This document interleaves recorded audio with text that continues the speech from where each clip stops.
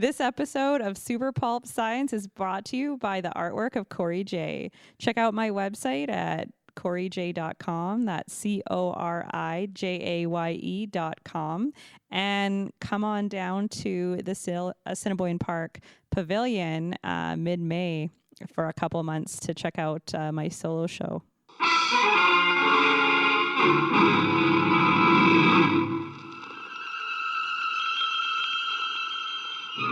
Attention, citizens. It's time for Super Pulp Science. This is Super Pulp Science, where we talk about how genre gets made. Today, I have my long-suffering co-host, Justin Curry, with us. And we have a special guest from the snowy streets of Winnipeg, Cori Jaye, who has done something that many of our listeners, think about, dream about, and wish about doing. She has leapt from the day job to a career as a full-time artist. I have. Dun, dun, dun. Dun, dun, dun. Cue scary music. Tell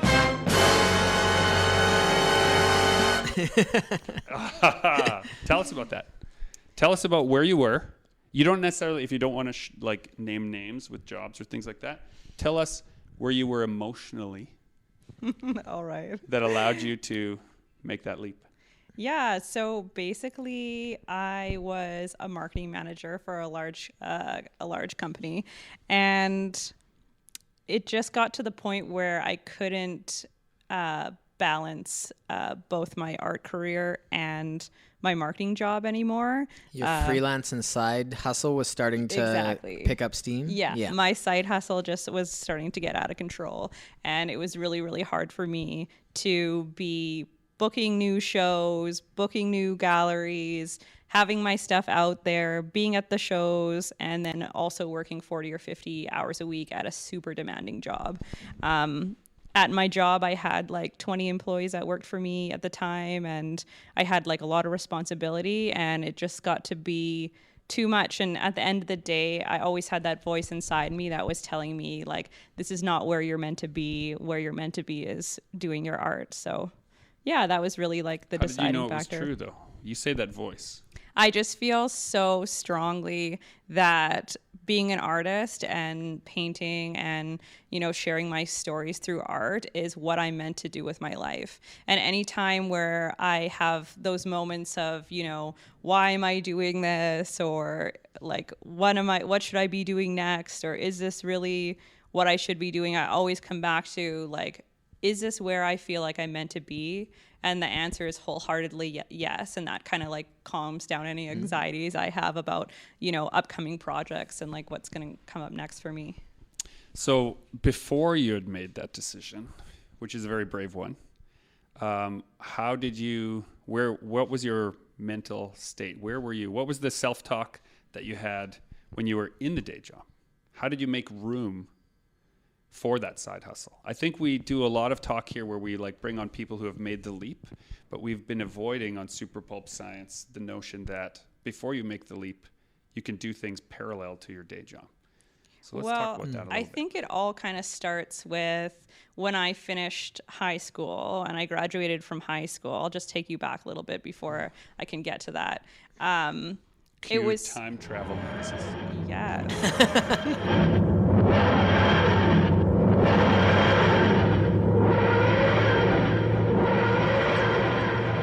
After high school, it was never an option for me to just be an artist. Whether it was said to me directly or indirectly or through subtle hints through my parents and society and just the way I grew up, it was never an option to be an artist. Had that option been there for me, I feel like if I could have done it over again, I may have gone to fine art school instead of going into graphic design. But I had a really hard time figuring out what I wanted to do after school. And I was led to graphic design because that was the practical application of my art abilities. This is like my exact same origin story. See episode 1, Super Pulp Science, for Justin's similar tale. Yeah, you can't draw for a living. Fine arts isn't a good option. Graphic design is artsy, and you can make money, so do that. Yeah, exactly. So the difference between me and you is like you're super great at technical. I wasn't, though. That's what I got out of graphic design. Like I hadn't touched a computer program until the end of the first year in graphic design.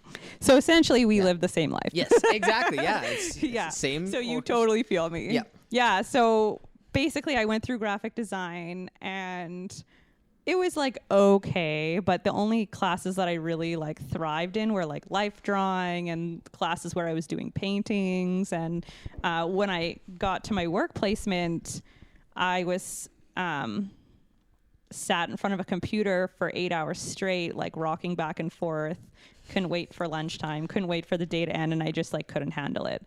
So anyway, then I started, I left the design world and started doing I just started in the working world, I guess. Can I just add into here that for me, I find it interesting that your, parental units, whatever they were, be they robots or flesh and blood humans, told you, graphic design is a nice middle ground. My parents suggested that I should be an architect. They're like, you want to draw all day? You like drawing monsters and you like drawing dragons and you like drawing this kind of stuff. Instead, you should definitely do technical design, architecture drawings. Have you ever done any drafting courses or looked at? I did a few because, you can't help it as a kid. You want to make your parents proud, right? And then it's like, no, I can't. This is not for me. And so instead, art became something I had to do on my own time. Yeah. It just wasn't an option. Well, I totally see that connection because it's the same type of connection, from an outside influence saying, okay, how can I get you to use these skills in a way that you can actually make money in? There's all these seeds being planted in you. Like you can't make money as an artist. Even now, actually in my life, when I like meet people or tell them I'm an artist, they're like, oh yeah, a starving artist. Like they still say things like that to my face. When it's my full-time job, I'm like, wow, like that's actually so offensive. And we meet a lot of people. Like there's more than a few artists that we meet on the road who routinely pay their taxes, and they are paying just as much as the doctors and lawyer friends of us, right? Like people, like the assumption that as an artist you make no money is a fallacy. There are bad lawyers who don't do very well, and there are bad, engineers who don't do very well, and there are bad artists who don't do very well. But there are also successful people in every field. Of course. There's one company I aspire to be a little bit. This friend of mine started doing Comic-Cons, now has like 7 employees, and they go to Mammoth every year as like a work vacation, and they're doing what we're doing. How come you don't take me for a work vacation anywhere? Well, you don't work hard enough, Greg. Yes, you haven't earned it yet. There's in this day and age, there's a lot of moolah out there to be grabbed. We mustn't compare ourselves to regular people. We're artists. You want to leave it all behind. You went through high school. Yeah. You become a graphic designer. Yeah. You feel that the grind of that is not giving you the outlet that everyone told you it might. Oh my God, absolutely not. Not only was I not doing creative projects, but I literally had to sit in a chair like close stitching people or cars basically for like 8 hours a day. Like I just couldn't even get to the like point where I could be like, I couldn't do it. Do you not find that foundation has really helped you as a visual artist though? So much though. Yeah. So I definitely believe in like things being meant to be. And I was just actually talking to Greg about that earlier, just kind of how roads all when we met on the street earlier and I said, come be on the podcast. Yeah. Yeah, exactly. How like all all roads lead you back to where you're supposed to be. So I'm so happy that I took graphic design because I make all my own print material. I make all my own logo design. I do my whole website myself. I do, any signage myself. I can do all that myself, which has been so helpful. So I definitely no regrets, but at the time I was like, what is going on? Okay, but hold on, no regrets. I'm going to have to pin you down on this. You had regrets, which is why you left it alone. I do have a tiny regret. However, I can see how my path was still meant to be. So if young Cori were to walk in right now and ask you for advice, like just out of high school, what would you recommend she do? I would recommend that she go into fine arts because that's really where my passion was and where I am today. That's where all roads have led me back to. And I just feel like, maybe my skill set or how I had developed, I don't know how to explain that because I feel like we're constantly developing no matter where we are, but I could have been so much further ahead, and I guess in some of the basics that I've spent, the last 10 or 15 years, after work trying to build up. So I have two thoughts that came to me while you were explaining that. I find that it's important in your life when you're stuck in a place, right? You don't want to just cut things off. The phrase I use is don't eliminate, transmute, right? So you were in a place, you were a graphic designer, you weren't liking it. It was a bit of a grind, but you've transmuted those graphic design skills into being able to be a competent business person as a fine artist. Yeah. If you had gone into fine arts, would you now be lacking in that branding experience, in the knowledge of websites, in the knowledge of, outreach?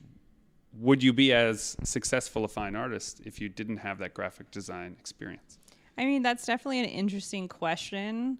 And I feel like there's no right or wrong answer to that. Yeah, that's the best thing about it is we'll never know. We'll never really know. But at the end of the day, I feel like if I needed the skill of graphic design, I could just, take a class and get those skills. Even, for example, in graphic design, no one taught me how to use Photoshop. No one taught me how to use Illustrator. Right. I had to teach myself everything anyway in that course. The only thing that they provided me was a project and a deadline, and I had to find my own way to do it. I was actually amazed at how much I didn't learn through teaching and how much I learned through myself. So at the end of the day, had I gone through fine arts, I probably would have, taken a course to teach myself that skill, because I still feel like at the end of the day, I taught myself how to do it anyway. So you're a self-starter, though.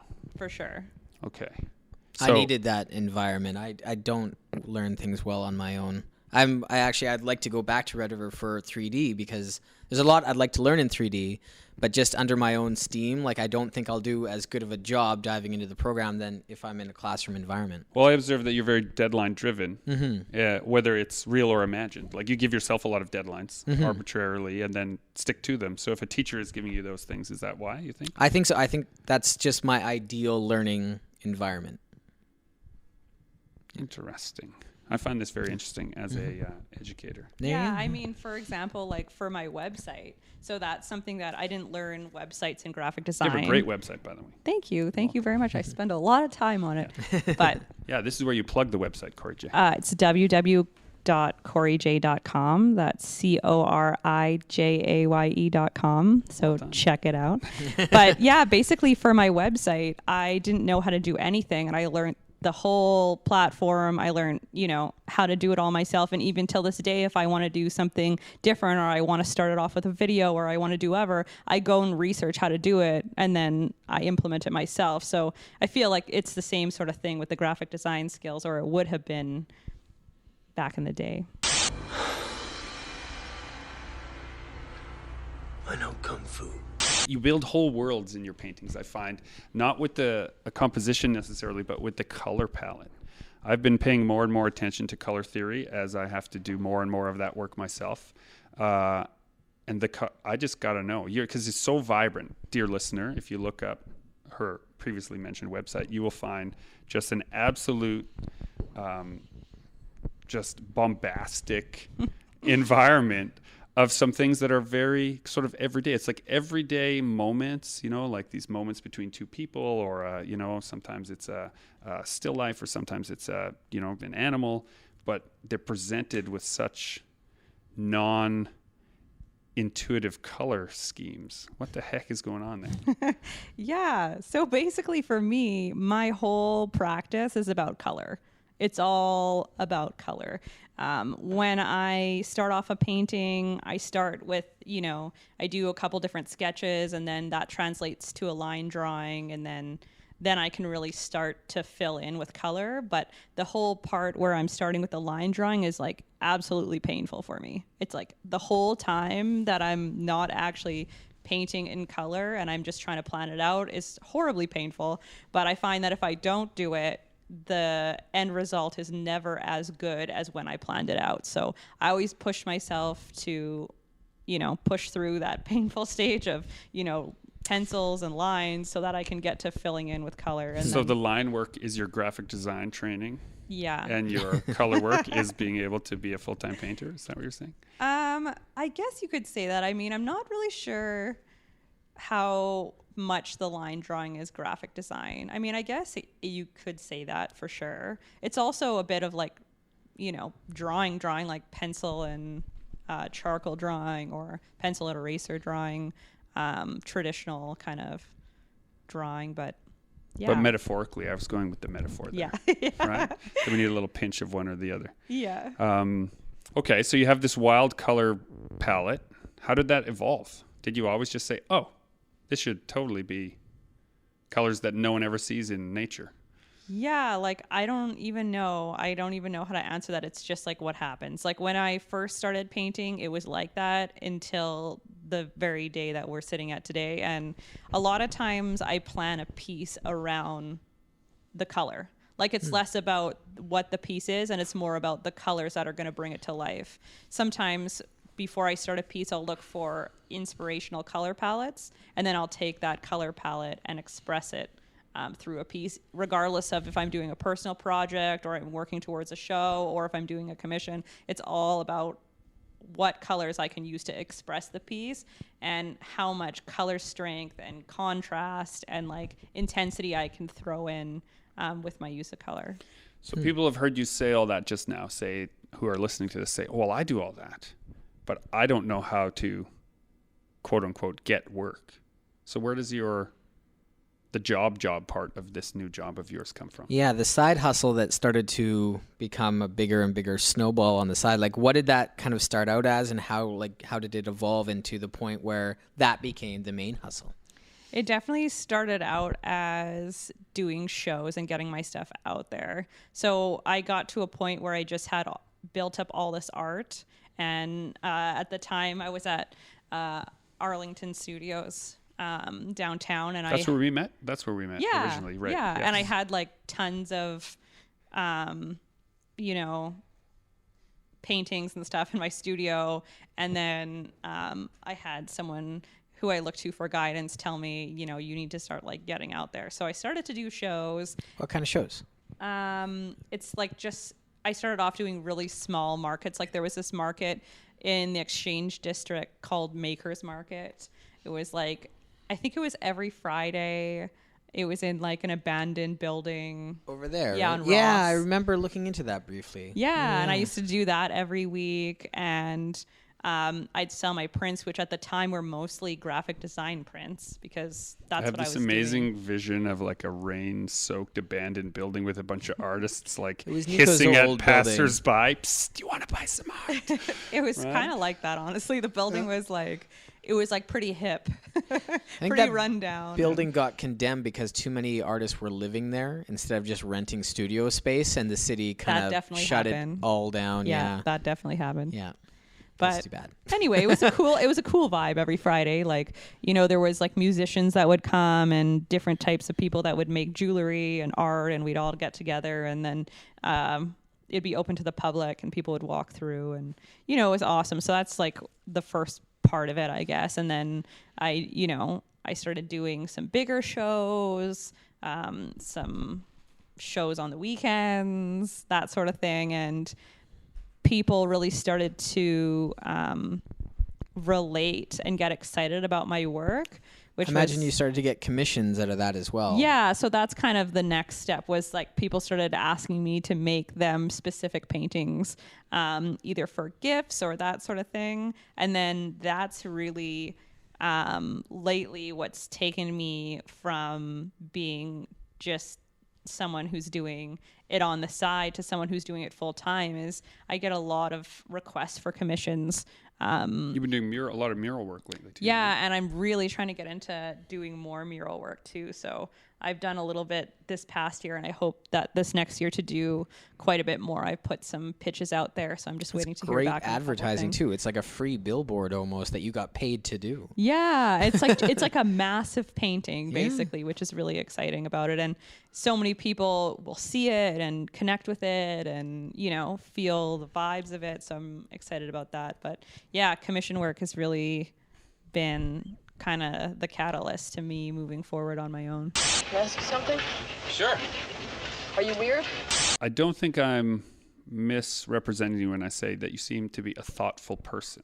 So for our dear listeners, I would like you to maybe guide them through, if they are, they have a job that feels like is a grind, and they feel like that is not where they should be, but they require it. It's like it's a repulsive essential.